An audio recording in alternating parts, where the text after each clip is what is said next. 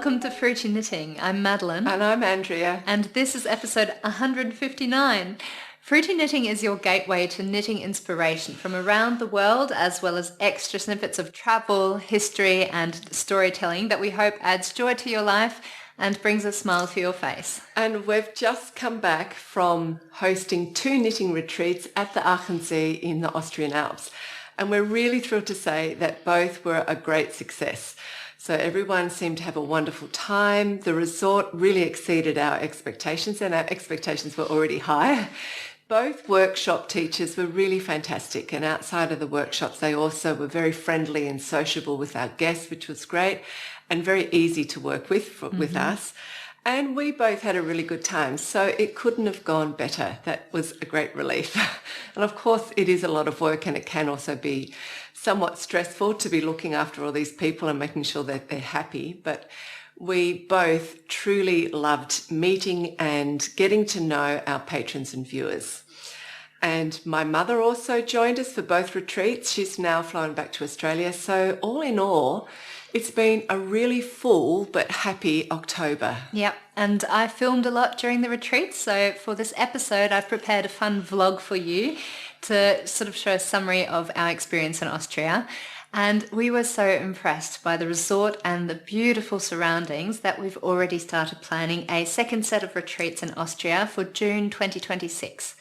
Now this time our workshop teachers will be Norah Gaughan, who is renowned for her beautiful cable work sweaters and other designs, and Zanete from Zanete Knits, who we've previously had as a knitter of the world, and she's particularly well known for her Latvian colourwork motifs. So we're really pleased to have both of them with us in June, and we'll tell you more about that later in the program. And also in this episode, we've included an interview that we filmed earlier this year at the Swiss Yarn Festival, and that's with the Icelandic sisters, Margret and Anadora Jonsdottir. And like many Icelanders, they've been knitting since childhood, and they've spent the last 25 years designing Lopi sweaters. They've even published a book on Lopi designs. So during the festival, they taught a series of workshops, and in our interview, they walk us through step by step how to design a Lopi sweater and how to turn a sweater into a cardigan, either with button bands or with a zipper. They also share the very fascinating history of Icelandic wool and the Lopi sweaters. So I think it's a fun interview, and you'll definitely pick up some really useful tips and inspiration. So while hosting the retreats, we were at the same time still developing our new yarn ranges spun by the Arbon Textiles woolen mill in the UK. And we brought our very first yarn samples with us to the retreats. So it was really great to get some people's feedback on the yarns. And since then, the remaining 3 colours have arrived from the mill, which we're really excited about. And both Mum and I have each started a new project to test knit our yarns with. So you'll see those projects under construction later on.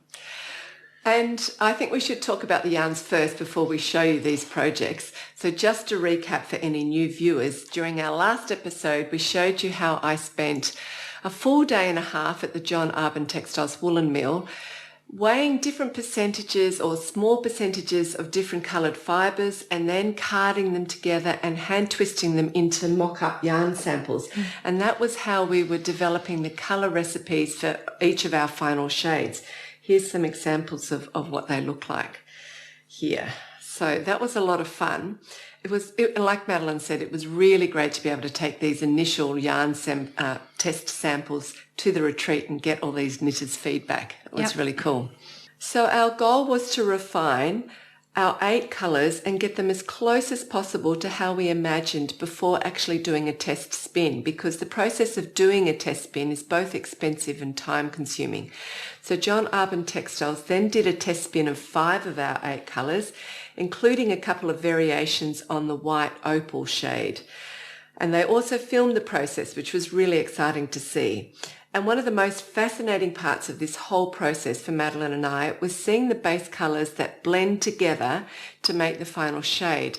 And during the test spin phase, you can clearly see the different base colours and their proportions, because it's so much more fibre is involved during the spinning than when we were just doing handmade test samples. So it was really amazing and very exciting to see how those colours mix together to create that final shade. So after that, we waited really eagerly for the first test spin samples to arrive, and they were finally shipped to us only days before we had to leave for Austria to host the retreats. So it was a really high-pressured but exciting time. And when they did finally arrive, Madeline, Mum and I got straight to work knitting up swatches so that we could give our immediate feedback, because you always have to work within a production timeline because the mill's schedule is booked up in advance. But it was super exciting to get that first box of sample yarns and to open it up and see what did they finally look like. So what we've chosen is a blend of 90% Falklands Corriedale and 10% silk in a sport weight and with 4 plies. What we want is a soft, smooth, round yarn that has excellent stitch definition but also is slightly drapey and also has resistance to pilling. And 4 plies does a lot of that. So 4 plies makes it even smoother and rounder, which is great for the stitch definition. It also makes it slightly more drapey and gives it more resistance to pilling than a 3-ply, 2-ply or a single. So here are all of our yarns, and it is quite hard to show you the subtle flecks of the secondary colours within these yarns with the camera being so far away. So we've taken close-up photos to show you. So this is our black opal. It's a deep slate grey with hints of colour that I think shimmer like gemstones, because what we really wanted was to capture the magic of the black opals that are mined at Cooper Pedy in Australia. This is our white opal, and we've got 2 versions of it. So a white opal is luminous and milky white, but it also has soft flashes of colour, so hints of pink, green and blue. This was a really tricky colourway to create because from a distance the yarn needed to read as milky white or cream, yet still have tiny flecks of pure soft colour within it. And the colours can't be blended too much during the production or the result would end up to be too dull and muddy. So on the left is what we call the heathered version, and that's made with 4 plies of equal colour. And then on the right is the mild version with 3 coloured plies and 1 pure white ply. And I just find it so hard to choose between the two because in the skein, the heathered version, in my opinion, looks more elegant. But once knitted up, the mild version actually has a more luminous, bright quality that really shines through. So we brought the yarns to the retreats, as Madeline said, and we showed both versions of the white opal to the knitters there, and about 80% of them thought that once knitted up, the mild version was better because it was slightly more brighter, it was more luminous, and it also paired with the other colours in a more harmonious way. But about 20% of the knitters agreed with me that the heathered version looked more elegant in a skein. But in the end, skeins are beautiful, but you have to wear your work. But I just find it so hard to choose between your babies, your creations. That's why we have one baby. I know, that's why we only had one baby. So we wouldn't have to choose. Okay, so... But you do have to choose. Please don't say have both because we don't have a budget to have 2 colours that are so close together. Yep. So this colour is called Lily Pilly and it's inspired by the berries of the Australian native plant. I also think it's a super cool name for a colourway. It's a cheerful coral pink that lots of people really love when they saw it in person because it has undertones of orange, yellow and a little touch of pillar box red. This is our kingfisher blue and it's inspired by the vibrant plumage of the kingfisher bird species and especially the flash of blue on the wings of my favourite bird, which is the Australian kookaburra. It's also known as the laughing Hans in Germany. And this colour has subtle undertones of pink and turquoise. And to be fair, this colour was everybody's least favourite, but I think it's going to be great as a summer shade. I think a little top in this colour paired with a white skirt or trousers is going to look really fresh. And this colour also is fantastic as an accent colour for colour work. When we put all of our other colours together and just add a touch of this, it makes the other colours really come alive. So we've called it Wild Mint. It's cool, zesty, and as refreshing as mint ice cream by the seaside on a hot summer day. Next we have Silver Lining, and this is a soft silvery grey with just a hint of blue, and I really love how this one's turned out. It's probably our most neutral shade, but it still feels special and luminous, and it pairs really beautifully with all the other colours. This is Mulberry Dusk. It's a deep pinkish burgundy with subtle hints of black. This colourway was inspired by the 100-year-old mulberry tree in my grandparents' back garden that we used to feast on during the school holidays. And finally, our 8th colour is a beautiful deep green teal, and it's probably Madeline's favourite colour. So that's our colours shown up close, and here they are all together from afar. I thought the scariest thing about designing your own yarn range would definitely be picking out the colours, because each colour has to be really unique and beautiful as an individual, but then put them all together, they've got to work really well. So that was the challenge, but I think we succeeded. Yep. And Mum, Uma, so my grandma and I had a lot of fun combining the different colours in groups of 2 and 3 to see how well they matched. And we were really surprised at how many colour combinations we came up with that we really liked. So that was a great relief as well. Yeah, it's exciting. So when they did come back, there was something that we thought could be improved, and that was the handle. We thought that the initial test spin that came to us, the twist was slightly too high. So then we asked for the second batch, which was going to be these 3 colours, that the twist would be slightly looser. And that felt softer and nicer, but then we sent the first batch to the finishers to see what that would do. And that was really great. So the finishers steam and set the yarn. So that makes it sort of bloom more, it softens the twist, and it sets the fibres, which is also great against pilling. So in the end, we've decided to go for the higher twist, but send it to the finisher.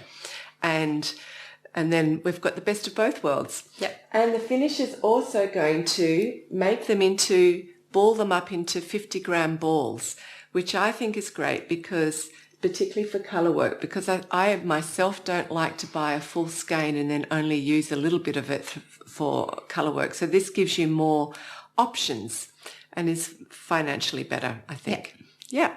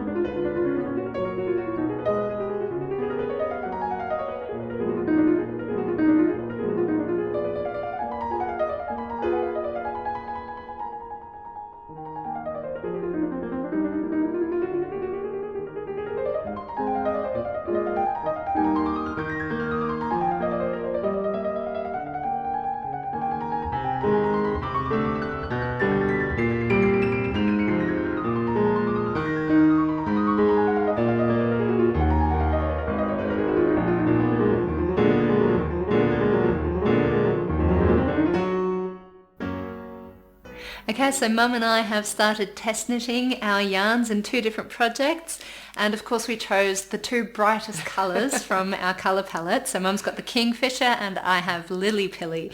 But before we show you these projects and under construction, we want to briefly take you with us to the Austrian Alps to get a nice summary of our knitting retreats.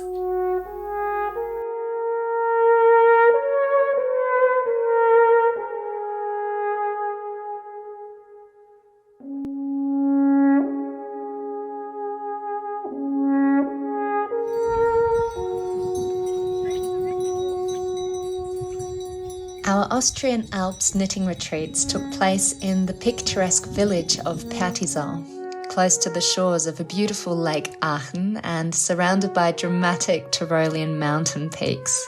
The surrounding forests were in their full autumn colours, glowing even more vividly under the bright blue skies. those of us who are early risers would use the morning to go out for a run or ride our bike, while the late risers enjoyed a well-deserved sleep-in.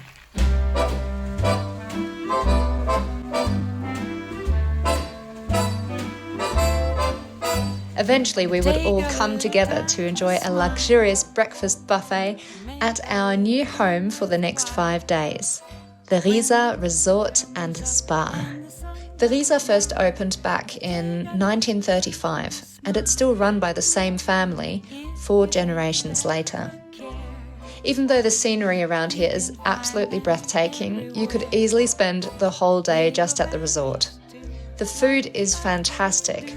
The pool is perfect for lounging, and when enjoying the saunas, you have the most incredible views of the rugged mountains surrounding us.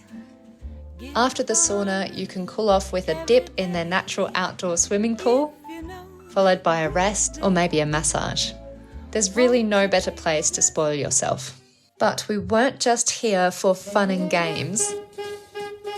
After breakfast, it was time to learn some new skills from our special guest designer. For the first retreat, we were joined by the talented Rowan knitwear designer Georgia Farrell, whose aesthetic is strongly influenced by modern architecture. You might remember Georgia from our interviews on the show, first in episode 123 and again in episode 155 when she showcased her latest book, Abstract Volume 2. Each participant, by the way, received a copy of this book in their gift bag, along with some gorgeous hand-dyed yarns from the German hand dyer Walk collection, plus a custom-made fruity knitting needle case and a fruity knitting sweater-sized canvas project bag. And Georgia also gifted everyone the pattern for her latest design, a cozy vest with intarsia work, perfect for experimenting with new colour combinations. Georgia's incredibly articulate and precise in her design process, which is a combination that makes her a wonderful teacher. Her first workshop covered everything you need to know about knitting intarsia, from winding yarn into butterflies and reading colourwork charts with confidence, to understanding proportion and balance in colourwork. We then moved on to creating swatches that combined intarsia with textured stitches like bobbles and diagonal lines of pearl stitches. It's such a great way to add subtle detail and a sense of depth to your knitwear. In Georgia's further workshops, we used coloured paper to make collages with abstract geometric shapes. We also experimented by combining different colours and changing how much of each colour we used to see how it affected the overall balance and mood of our designs. First, we practiced this with colouring pencils and paper, and finally we made colour swatches with yarn. Rowan kindly sponsored a huge amount of felted tweed in over 50 colours for the participants to play with. Our challenge was to pick 3 to 4 colours that worked really well together and then decide what percentage of each to use. So to test proportions, we wound the yarn around cardboard in different amounts. Finally, we designed our own intarsia patterns and brought them to life on the needles. I think it was such a rewarding experience for people to be guided through a structured design process that still felt fun and creative.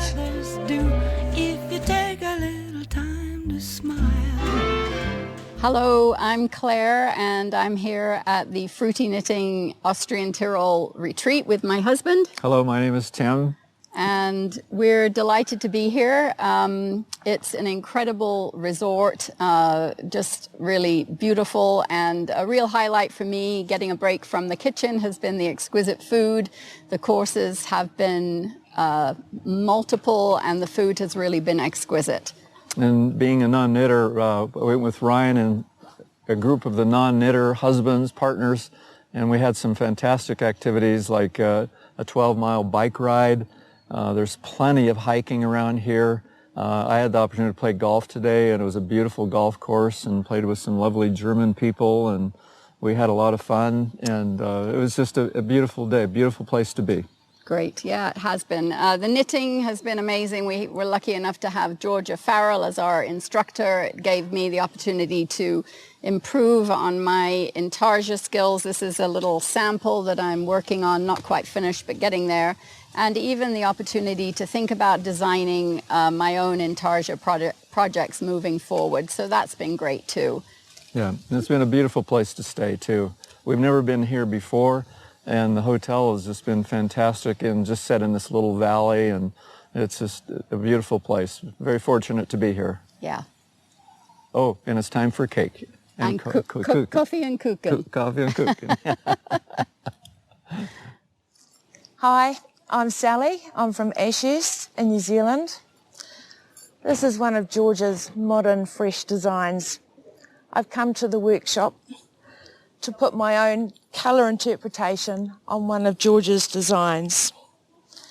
We had so many opportunities to play with the full range of Rowan felted tweed, and I was able to create my own colour palette suitable for my wardrobe, and that thing's made me happy. It's a wonderful learning environment here. There's mountains, there's cowbells, there's church bells. I'm off for a spa now and going to look forward to dinner. Take a little time to smile. Make a little thing worthwhile. I'm Helen. I'm from Melbourne, Australia. And I'm Ian, also from Melbourne, Australia. I was in the workshops with Georgia Farrell. We had 3 workshops on intarsia and design, and Georgia stepped us through her design process. And then we were given lots of opportunity to play with colour and shape. And what I took away from that was a real sense of play without having to design or think about achieving a particular end result. We stayed in a beautiful hotel in the Austrian Alps, surrounded by wonderful autumn colour because of the time of the year. But my favourite feature was the alpine meadow outside our hotel window, complete with cows with cowbells. And I had a favourite bit too when we weren't knitting, in Innsbruck. Innsbruck's a modern town in the Alpine region, but it also contains an old city of medieval buildings, very interesting architectural features. But it includes the court church, which again is loaded with architectural features, but does contain many larger-than-life bronze statues of real historical figures, and also, remarkably, King Arthur. Loved every minute.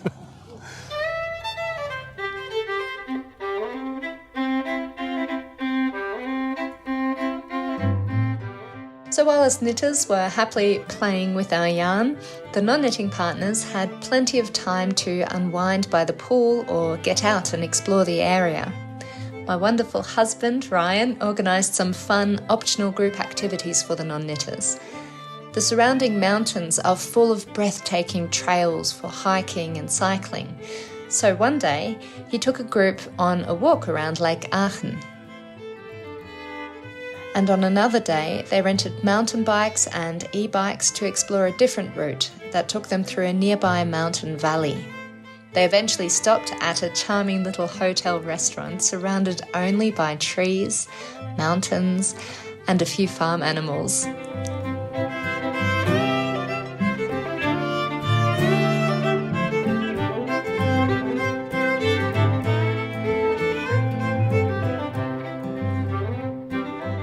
And there was no shortage of culture either. Ryan took the non-knitters to visit the nearby Trutzberg Castle, which is a beautiful Renaissance castle dating back to the 1500s. It's still owned by the Count Goes-Ensenberg family, who live on the estate and have opened part of their historic home to the public. And to top it off, some of us even stopped by the Constanza distillery in the neighbouring village of Maurach for a little local flavour. So our mornings were spent in the workshops, and after lunch, we'd come together for a variety of afternoon activities. On the first day, we were blessed with perfect weather and set off on a ferry ride around Lake Gaughan. We did get a few curious looks from other passengers when an entire group of us started unpacking our knitting. Lake Aachen stretches for 9 kilometres. It's tucked between the Brandenburg Alps to the east and the Karwende Mountains to the west. At its deepest point, it reaches 133 metres, and it's actually the largest natural lake in Austrian Tyrol. The water here is incredibly clear, and on sunny days it glows a brilliant shade of turquoise blue.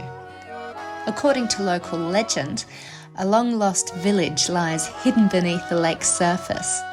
Some say that on especially clear days, you can still spot the tip of the old church tower shimmering through the water. We didn't see a church tower that day, but the views were absolutely stunning, and so was the company.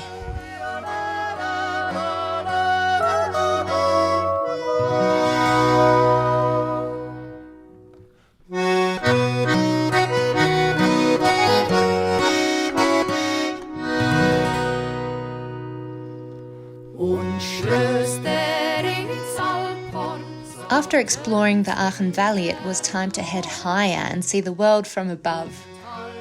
Not everyone is a fan of steep hikes, so we took the easy route up by gondola, or Bergbahn as it's called in Austria, with the option to walk back down.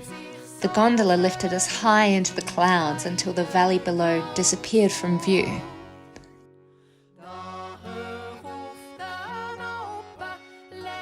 But luckily, most of us chose to walk back down, and we were well rewarded.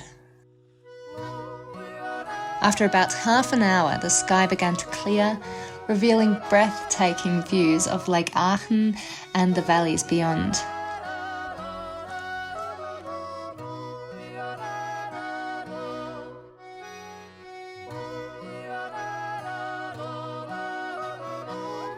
The autumn leaves glowed in shades of red and orange, and at one point the trail even took us through a short tunnel carved into the rock.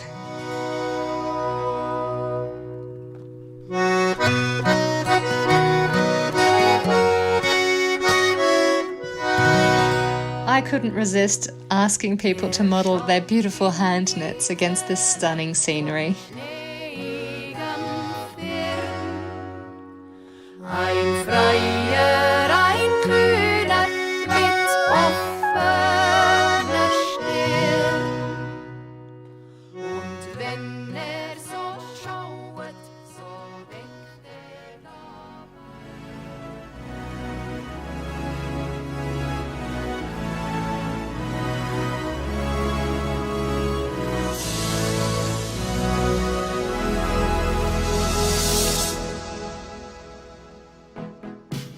Speaking of modelling, we also celebrated our passion for hand knits with a fun fashion show one evening.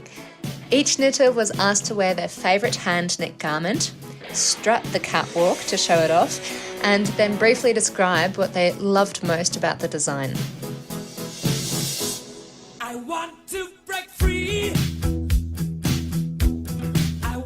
We had such a fun time admiring everyone's garments and showing off our best dance moves.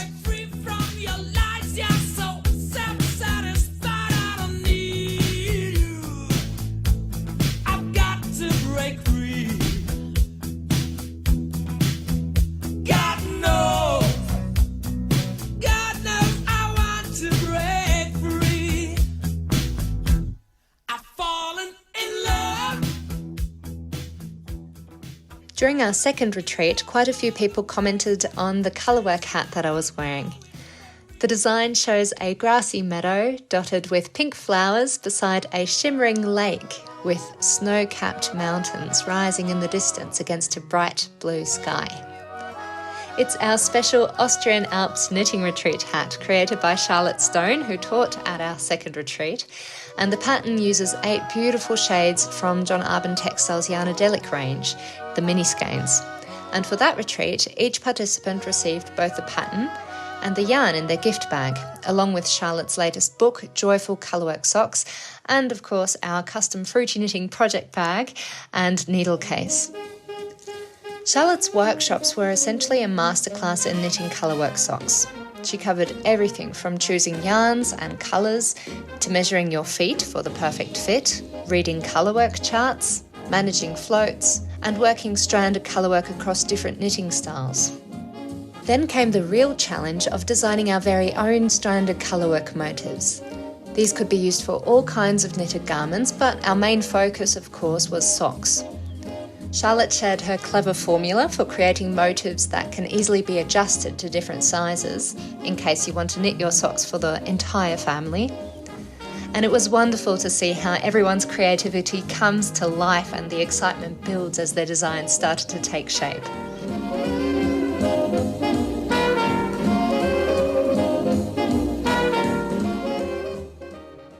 Hello, I'm Catherine. And I'm Eleanor, and this is Cupid. We've traveled all 3 generations of us from France to come to Austria for the artisan retreats.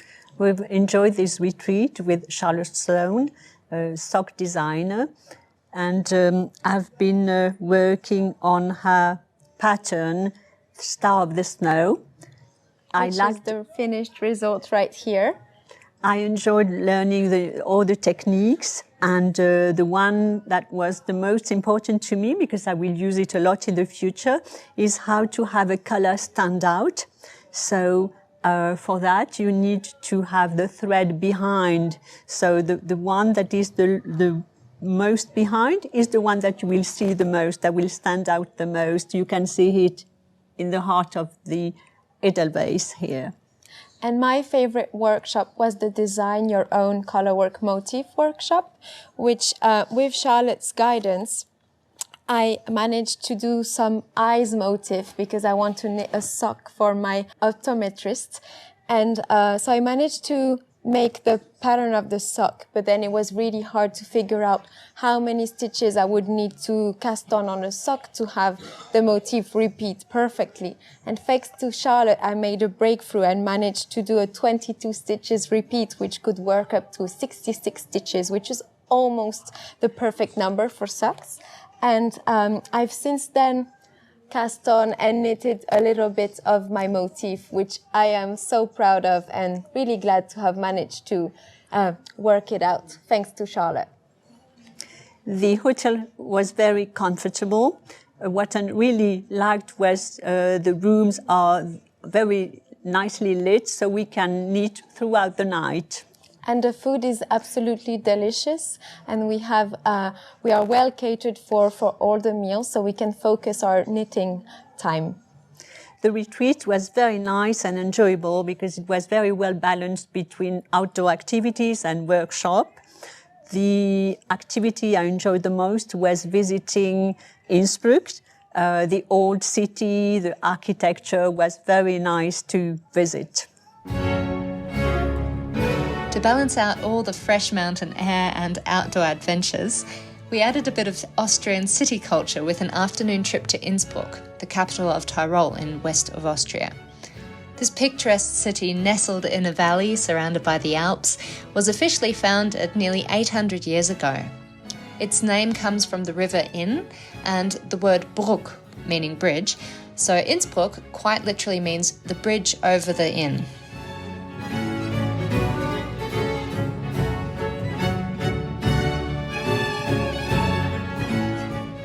We visited the Tyrolean Folk Art Museum for a guided tour focused on the history of Tyrolean textiles.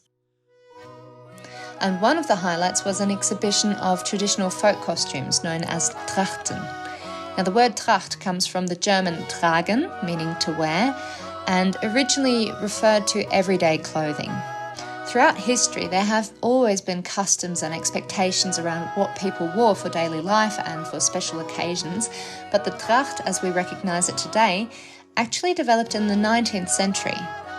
Wealthy city dwellers would often travel to the countryside for picnics where they'd see farming women working in the fields, wearing just their undergarments and aprons. And the city folk found this simple rural lifestyle quite charming, and began to romanticise it by creating their own versions of the farmers' clothing, but more refined and stylised. And this sort of evolved into the traditional Austrian folk costumes that we know today. We also visited the stunning court church, built more than 500 years ago in memory of Emperor Maximilian I. At its centre stands a magnificent cenotaph, which is an empty tomb, and it's adorned with delicate lattice work.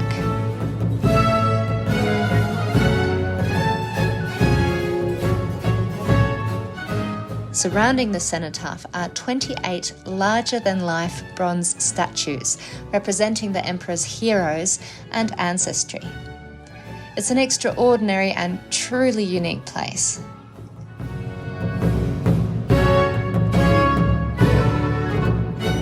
For dinner, we enjoyed a hearty meal of Tyrolean dishes at a local restaurant, followed by one of the cultural highlights of the trip, an evening with the Austrian Gundo family.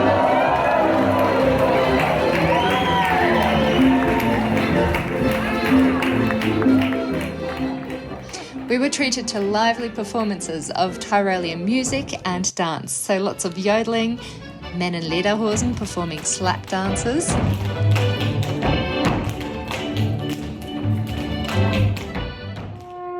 the mellow tunes of the Alpine horn, and plenty more.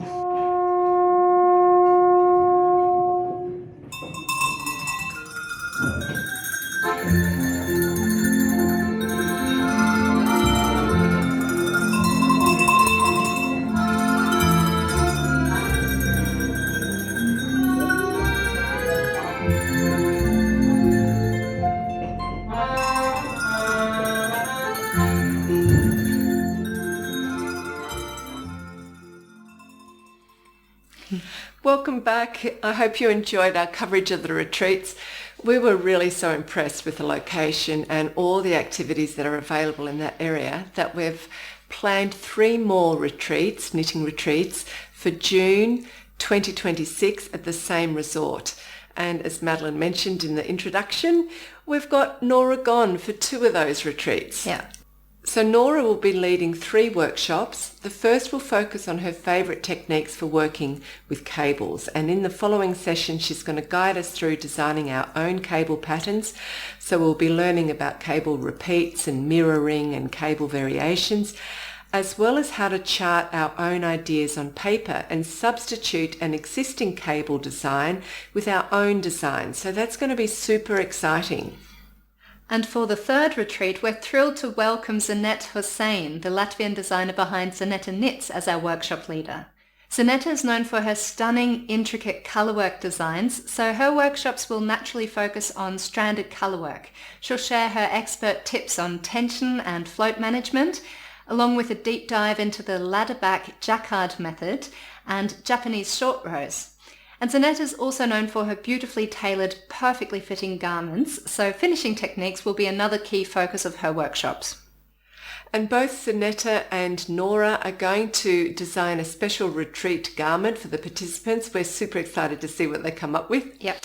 And as you've seen in the vlog, quite a few knitters brought along their non-knitting partner.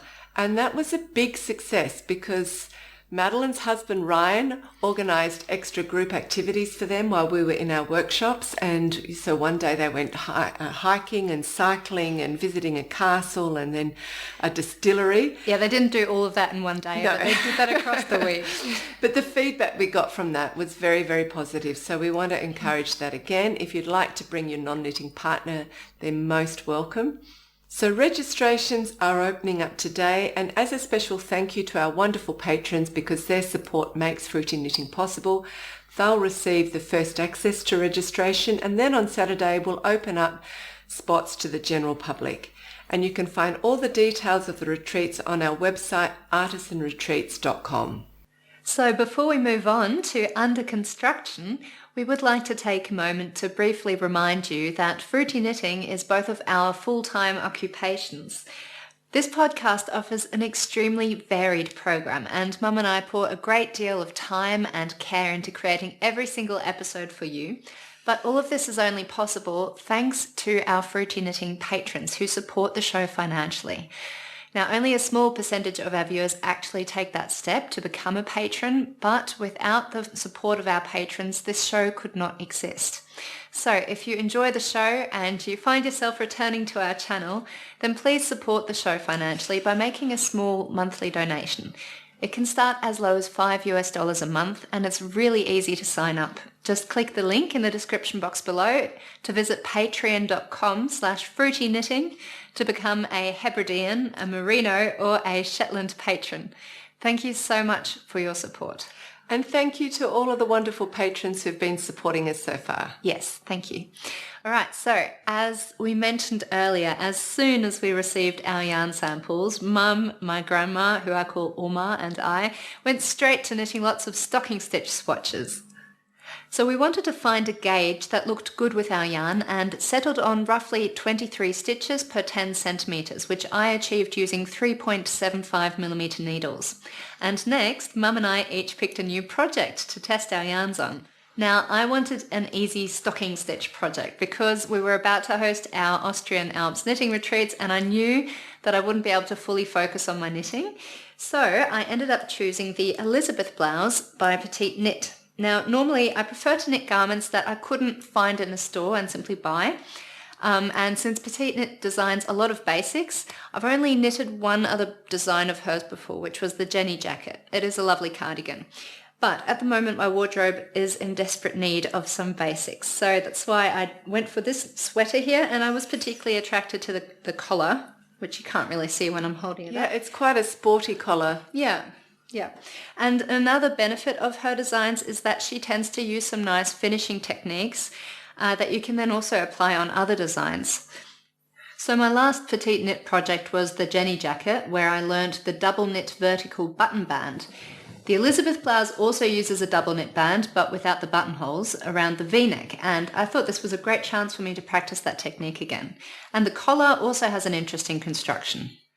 So the Elisabeth blouse is knitted top down and mostly in the round, starting with the collar, and the collar is thicker than the rest of the sweater, the fabric is. It gives the appearance of being double knit, but unlike true double knitting, it's actually knitted in the round rather than flat. So as a quick reminder about double knitting, with double knitting you basically cast on twice the number of stitches required for your desired length, and the stitches alternate between knit and purl stitches. The rule is that you only ever work the knit stitches when they're facing you, while the purl stitches get slipped onto your working needle.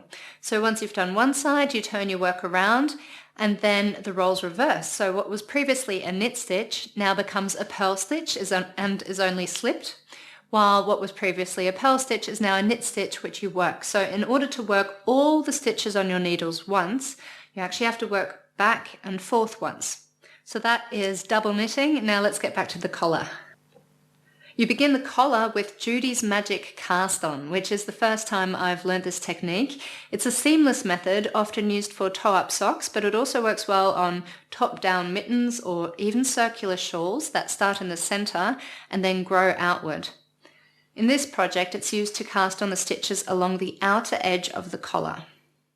So here's the outer edge of the collar where you do Judy's Magic Cast On, and from then on you knit the top and the bottom layer of your collar, you can see I can separate them, on two separate sets of circular needles.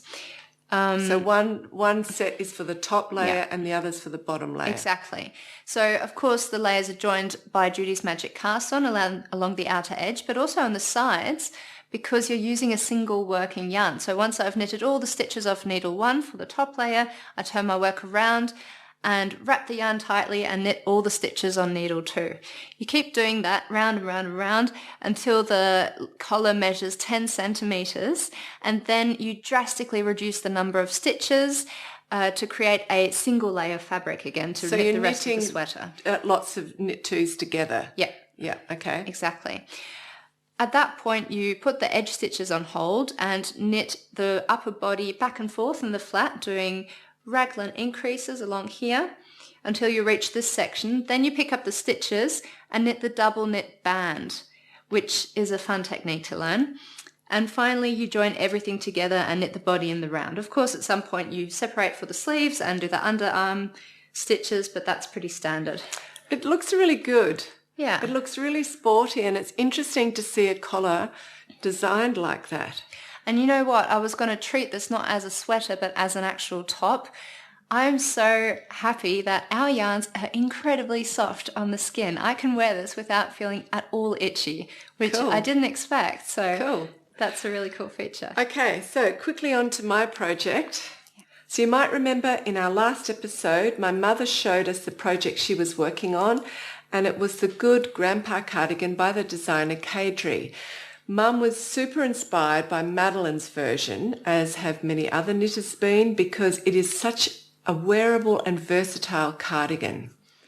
So with all of this talk about grandpa cardigans going on in the house, I soon realised that I also need a simple, versatile grandpa-style cardigan in my wardrobe. And I picked our Kingfisher Blue because I thought this colour would pair really well with just blue jeans and a crisp white shirt. And I think this design is pretty easy. You could make a version up yourself, but I was really too busy to do that. You could just simply take any V-neck cardigan and add some pockets to it. But as I said, I didn't have time. So I went to my trusty Kim Hargreaves collection of all of her books because I remembered her doing a grandpa cardigan, and I was really hoping that it would have a fine gauge that would be more suitable for our yarns. So luckily I found Kim's version, which is called Insight. It's in her book Adore, which was published in 2022. Her recommended gauge is 23 stitches per 10 centimetres, which is very close to how our yarns knit up naturally. Our yarns work really well, I think, at any gauge between 22 and 24 stitches per 10 centimetres in stocking stitch. I personally prefer our gauge to be 23 stitches, so this was really perfect. Kim's version is a little cropped at the waist, and it also has an oversized fit with fairly wide sleeves.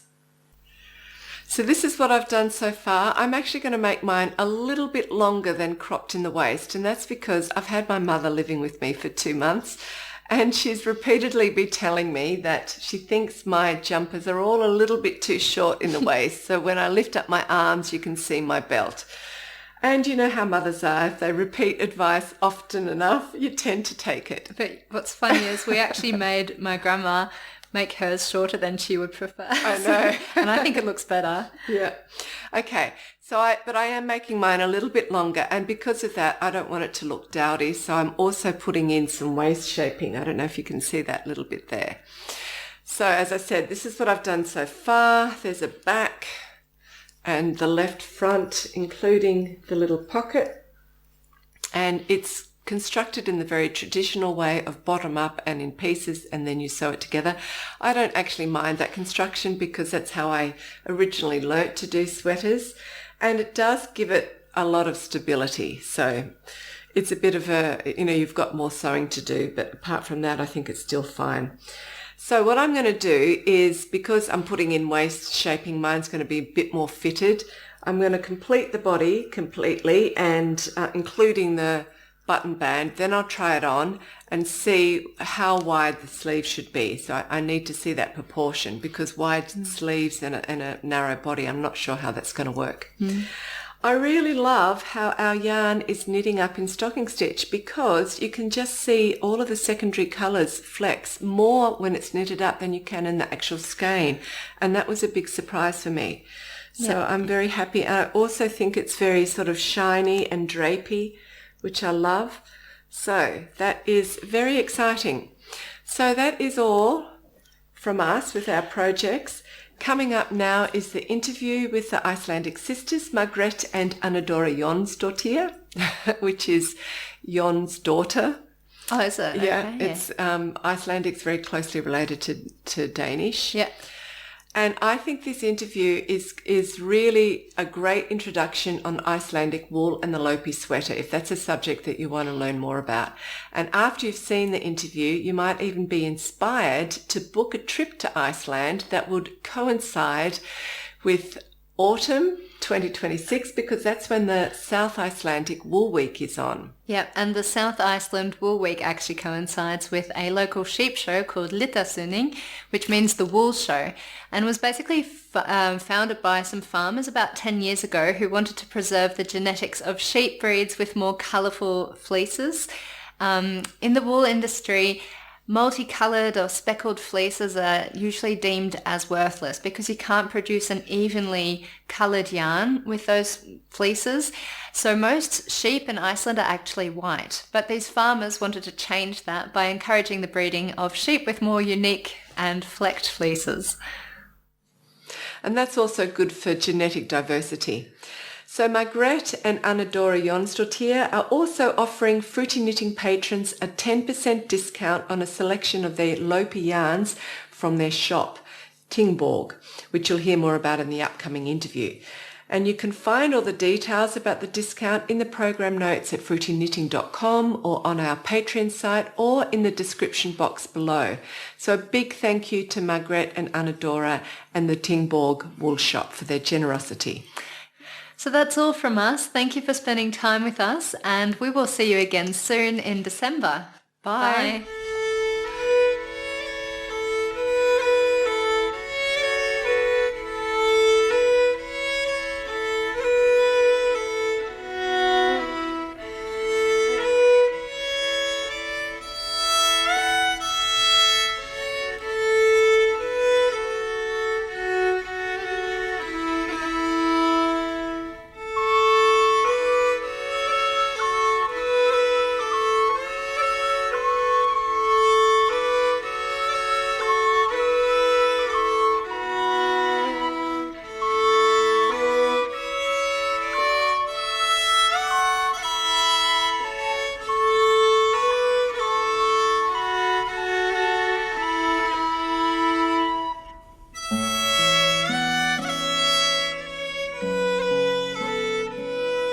So we're smiling again. Welcome to Fruity Knitting. I'm very excited to be joined by the Icelandic sisters Margrethe and Anna-Dora Jonsdottir. And Margrethe and Anna-Dora have been knitting since childhood, and they've been designing Lopi sweaters for the last 20 years, including authoring a book on Lopi designs. And they've come over to the Swiss Yarn Festival to teach a series of workshops, and I'm delighted that they've also agreed to share their specialised knowledge with us today on Fruity Knitting. So thank you so much for spending time with us this morning. You're welcome. Welcome. So can you both just quickly introduce yourselves and then tell us about the history of Lopi knitting and the Lopi sweater, and also what makes Lopi yarn so special? Yeah, we are sisters, and we were brought up together on a farm where 3 generations lived together. And our grandmother was always knitting, and we learned from her. And our mother taught us very much knitting, crochet, sewing, and there were much knitting all over. It was taught in the school too. And so that was very typical for every Icelandic person to, or female to be knitting. Yeah, the female, not the male. That was earlier. Okay. Yeah, and we have been designing, Margrethe for over 25 years, and I almost 20 years, and we published the book. And that was about 10 years ago, was it? Yeah. 10 years ago. Okay, and you're part of the Þingborg, I'm not saying it correctly, it's a cooperation, but can you tell us a bit about the cooperation? The cooperation was founded in 1991 by a group of women in South Iceland.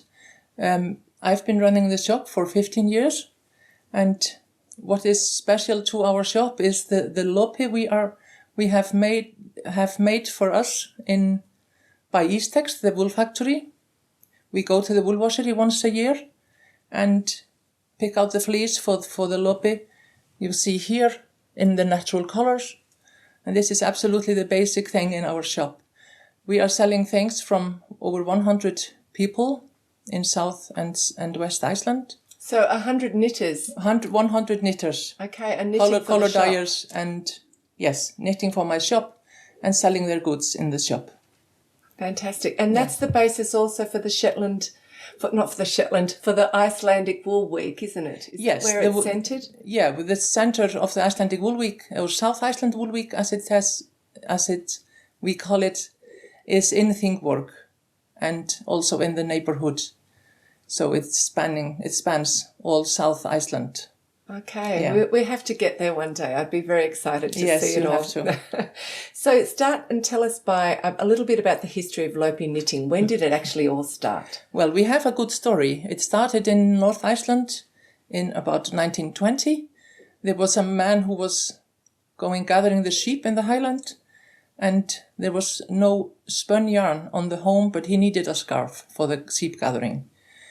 But in those days, farmers got their lobby on their farms from the factory, and it was spun, always spun on the farms. People never knitted from anything else but spun yarn. So his wife was clever and decided to make the scarf from the lobby as it is, and that made a new tradition. The lobby knitting had started. Okay, so it was there, everybody's fleece was turned into some form of roving, and then at home they would spin. Yes, they just got these skeins like they are today. Yeah. And it was always spun. Okay. People didn't have the imagination for knitting from it as it is. But it was really for an accident. Okay, that it was created, that became popular. Because you would think it's too loose to actually hold together, but it actually is quite strong. It is quite strong, especially when you have 2 or even 3 threads together. In the lobby knitting, it was most often 3 strands together, and thick, good sweaters for working people. And where no wind can get through. Yes, it's absolutely windproof. But nowadays, maybe since 30 years ago, we have had the 2-ply sweaters, and even with 1 thread for the finer garments. So what about the fleece? Because Icelandic fleece is quite unique in itself. When did the sheep come over? What can you tell us about it? The sheep came with settlers in the 800s, and from Norway, I suppose, mostly. And the sheep has been, not mixed almost anything with other breeds, and now it's illegal to import living livestock. But this wool is very special. It's with 2 layers. This is the outer coat. It's shiny, strong, long fiber, totally different to the inner coat that is very fine and soft and airy. And what are they called? Good insulation. It's called Farrell, and the outer coat is Tog. In the old days, it was always separated for different use, but today we use it as it is, with both layers together. Okay. Yeah. Okay. And these are all the different. These are natural colors of the sheep, and that's how we pick it out. In the wool washery in North Iceland, where we go once a year, we pick out the colours we want for the lobby. And I was amazed that this isn't dyed. This is actually natural as well. This is a natural colour. Black sheep. Natural black colour. It's a black sheep. Yeah. It's a bit funny when people are buying sweaters in my shop. If they buy black sweaters, they will be the black sheep of the family. Yeah. Okay, so originally, it was really just knitting with original colours. And then mostly just for the first decades, it was in the natural colours. Okay, and then these other colours started coming in when? Yeah, it's maybe in the 70s, I would say it would have started. Okay, so what can you tell us then about the Lopi sweaters? When did they develop? They developed it's about 1950. And when it all started, we don't know who really started it, but it came a tradition. And what was it very inspired popular very by? soon. I think it was inspired by even the boho sweater, and even from Shetland. Sometimes it was called the sweater with a Greenland pattern, like the Greenland national costume. But we believe, and there are people who say it's an original design. The zigzag pattern is the most popular one. Yeah. But we do all sorts of designs today. Okay, and we've got a pile of them here. Yes. And this is a little child's one with a zigzag pattern, right? Yeah. This is what you... Yeah, this is maybe the most popular and most common one, to have the zigzag in the first, and then you make some pattern above that. But all sorts of patterns are, accepted. the right ones. Accepted, yes. So, and is it knitted top down, bottom up? How is it? It's knitted bottom up. Mm-hmm. Always knitted in the round. Mm-hmm. And even both the sleeves and the body, and then joined together sleeves and body, and knitted in the round all the way to the neckline, even if you make a cardigan, it's knitted in the round. Yeah. Okay, which we'll get into later. So let's just have a look at these designs here. These are your designs. This is my aren't they? design, yes. Okay. This is one of the first I made, one of my first designs. It is very popular. I'm selling a lot of these sweaters in my shop. And why? And what was your inspiration here, or what are you thinking of? It's maybe, as you could imagine, a beautiful necklace around your neck. And yeah, a little shiny. It has shining in between the white colors here. And you haven't put anything on the cuff or around the hands? No, it's not necessary. Yeah. We do that. We are not doing that as often as it was done before. To start off with. Yeah, the classic sweater is with pattern on cuffs and. Okay, so how many strands of Lopi is this? Two strands. Two together, Yeah. and that's thicker than DK. That's sort of. It's a bit thicker. Yeah, Aran, I would say. Yeah. Yes. Great. And there we have. This is with 3 strands. This is an old sweater from my son. You can see It's one of his favorites. It's very thick. It's been worn a lot. It has already felted on the yoke. Yeah, which helps it become even more. Yeah, it's water repellent and windproof. Absolutely. Nothing can get past this sweater. And you've done lovely patches here. It needed repair. Okay, and here you've just combined 3 different strands of colours. 3 different strands. I have made the grey, dark brown and dark grey. Okay, which makes a really nice tweedy colour. Very, very beautiful. Yeah. Very nice. Great. So everything is accepted today. The last one here we've got is a cardigan. Which is I made this one 6 years ago. Up here, and I hold there. Good. Okay, and this was for the first wool week that was in South Iceland.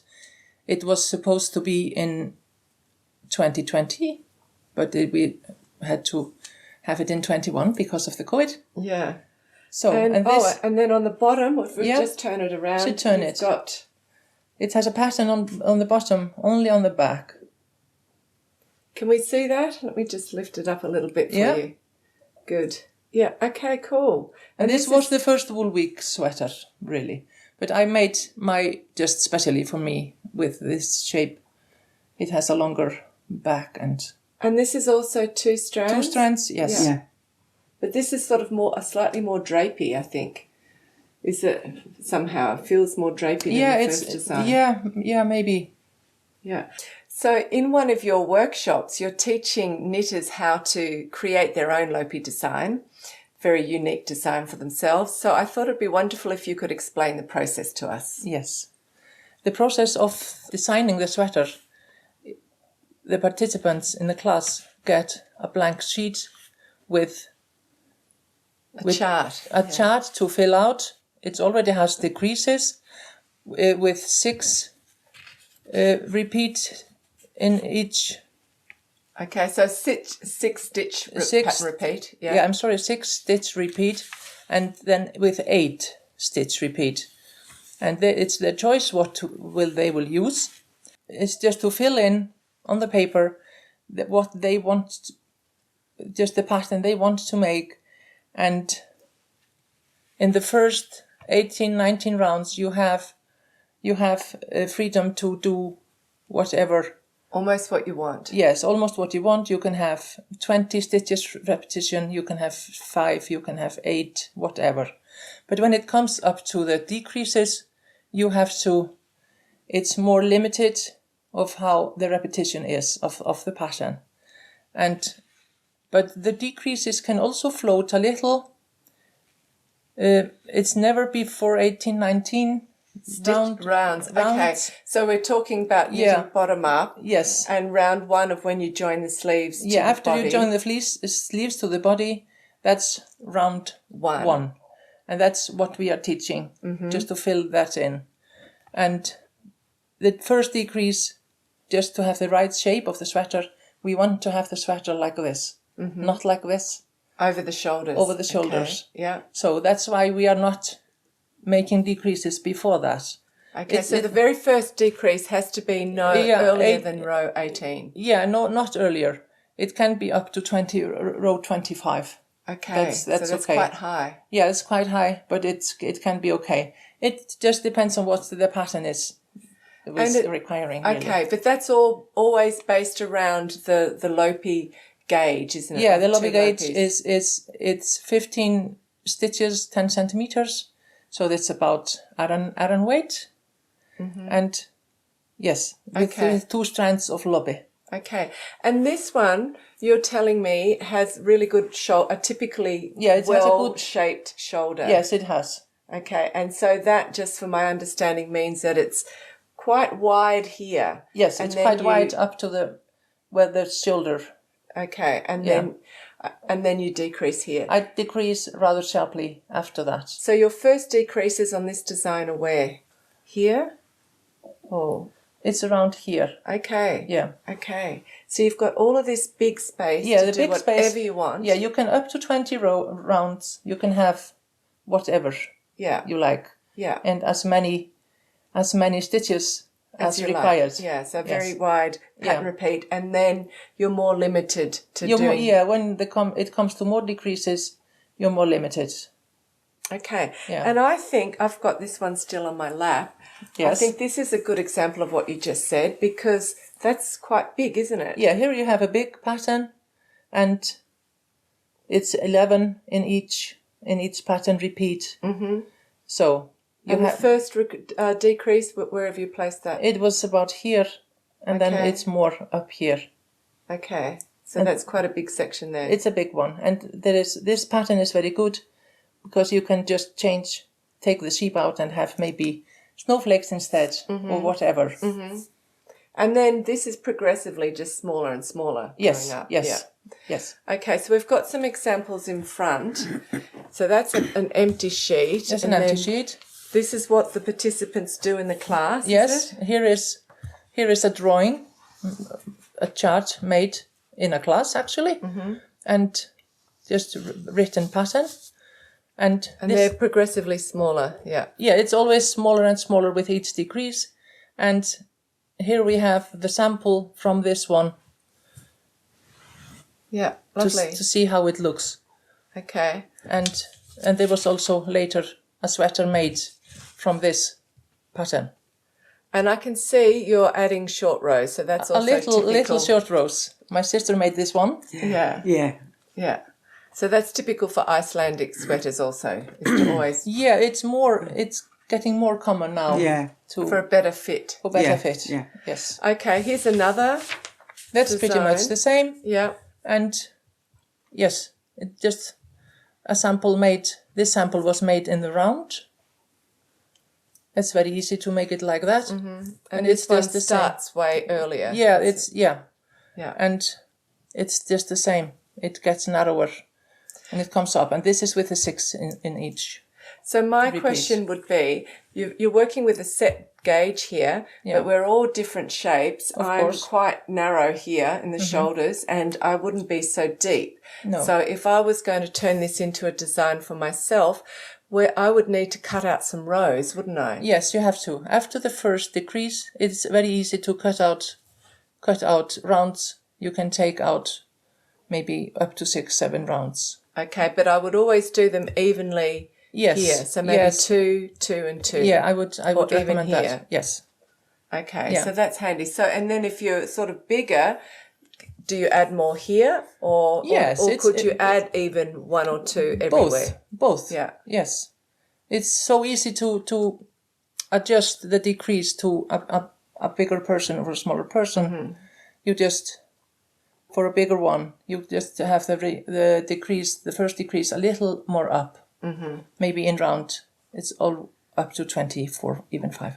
Okay. Yeah. Okay. So that's interesting. So the first thing, you always have to measure yourself, do a little swatch, and then once you know how deep you're going to be, you can start with your coloured pencils. Yes. And make pretty designs. Yes, you can. And hope that they fit in. Yep. Okay, that's exciting. And so in one workshop they would get this done? Would they The time is perfect. 3 hours we have for for this workshop. And the participants are making the drawing, and they make pattern sample, and they have made it. The time is perfect, 3 hours for this class. Then they go home and knit their whole sweater. Yeah. Okay, so in another of your workshops, you also teach how to turn a Lopi sweater into a Lopi cardigan, both with button bands and with a zipper. So I thought it'd be cool if you could take us through the steps involved. Yes, we will. Yes.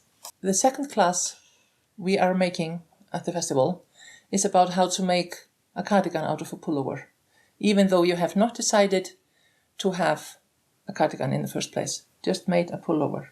Let's start with the cardigan when you have decided to knit one. The first part, the rib is knitted back and forth. Then we join together the knitting and we cast on 2 extra stitches. We are knitting purl all the way up to the neckline. But so the sweater is always knitted in the round, even though it will be a cardigan. That's the most simple thing about the Lopi sweater, and possible to do with any sweater. Yeah. And to cut up between, we first have to make 2 sewing lines. We sew on the edges here. Okay. On each side. It's good to do that twice in the sewing machine. Here. Yeah, this is more visible. Here we have already made a sample, and here you see the sewing lines, and we cut up between. So when you're sewing, this is quite a small stitch you're doing. Yeah, you have to have very small stitches, and it's good to do it twice. And pull the fabric a little so it won't shrink. So the sewing machine will not shrink it. Okay, because you don't want it to be tight, puckered like that. No, so absolutely as you're not. Sewing, you just pull pull a little. Yeah. Okay. Okay, so that's and really then clear. The next step is just to cut up here between, and then we pick up stitches for the front band, either for a zipper or a cut or buttons. Or button bands. Yes. Okay, so you've so let's cut it now. Yes, let's cut it.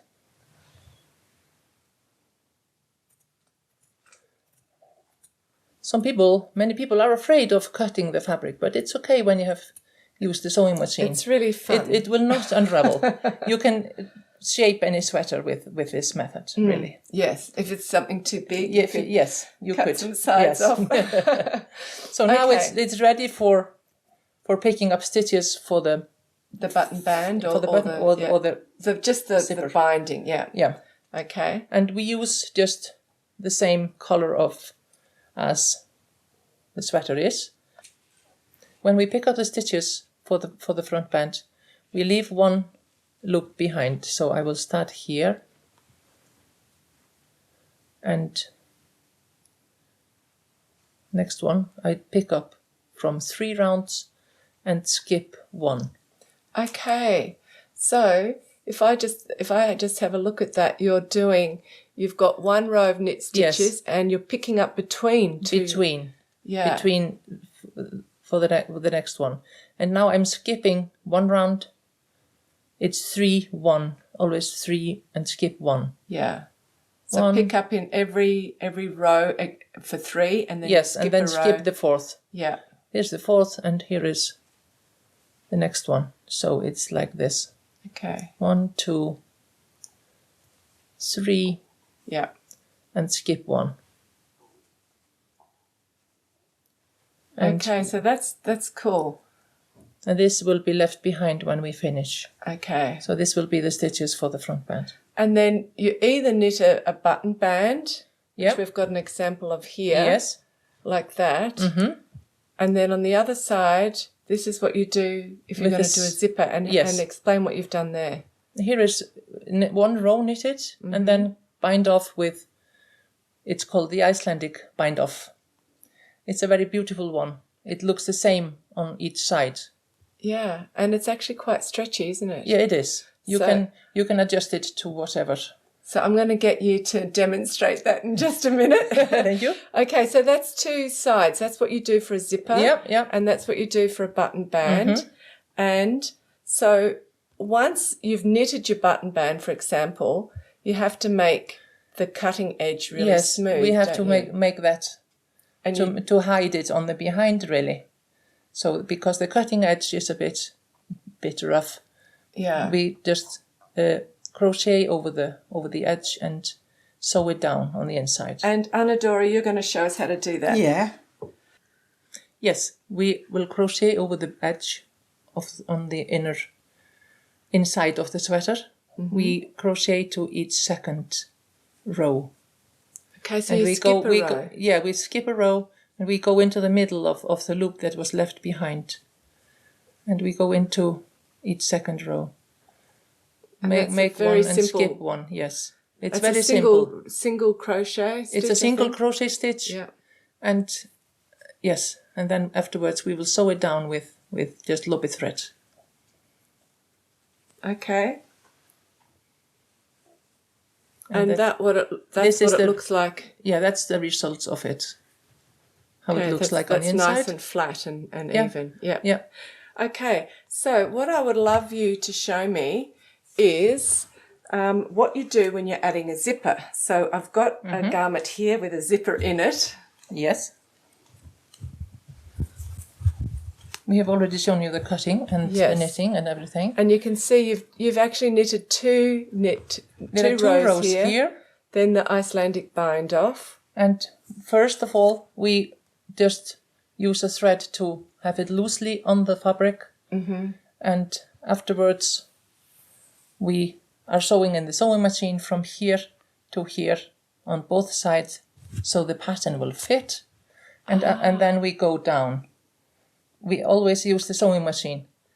Okay. So it's not beautiful when it's like that. No. We don't want it to be uneven. Okay. So we just thread it on and have it as even as possible, and then we start the sewing in the machine from here to here on both sides. And where are you doing the sewing? It's right here, just down here in that in the knitting. Yeah. In the front band knitting. Because that is the tricky bit here, isn't it? Making sure that's It is a bit tricky, yes. And also the length of the zipper. Mm-hmm.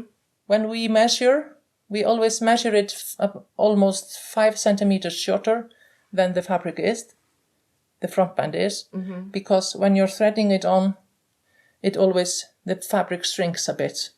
So that's the exact length. When you come up here, it's just the right length of the zipper. Okay, that's interesting. I have done this once, and I can remember it is a good idea to baste by hand first, just to hold it. If the zipper is place. too long, it gets wavy. Yeah. We don't want that. Yeah. So this is a perfect one, really. It's just straight. Yeah. And even. Great. Okay, now, very quickly, Yes. if we were to turn this lovely sweater into a cardigan. Yes. It doesn't have these 2 rows of purl stitches, so We would just have to decide where the middle is, just to find that out. And then we would have to maybe use a thread to find the right line and thread it all the way down. And then just sew in the machine, just as the other one, and cut up between. Okay. Yeah. Now, it's going to be, in a normal cardigan, you're adding 2 stitches. Yes, we but are. here you're not adding 2 stitches. No. So do you make up for that somehow? We just have to go into the middle of the pattern, really. Okay. Just to find a good center. Well, we would not do it here, we would do it here or here. Okay. It has to be equal, symmetrical. Yes. You know? Yeah. That's super important. Yeah. Okay. Good. Well, it's been really great to see all your tricks and and technical knowledge of how you put Lopi sweaters together. Yes. But before we say goodbye to the audience, I think some of them would really love to see you demonstrate an Icelandic bind off or cast off. So Yes, could we you will do that that now? Yes. Great. Okay, I knit the first stitch and I put it on the pin again. And I take the next one through the first one and get the yarn. And then they both go off the pin and I pull a little so it will be evenly stretched. Put it on, knit the next one through the first one and they both go off the pin and pull a little. Yeah, put it on. You knit the next one through the first one. It's always like that.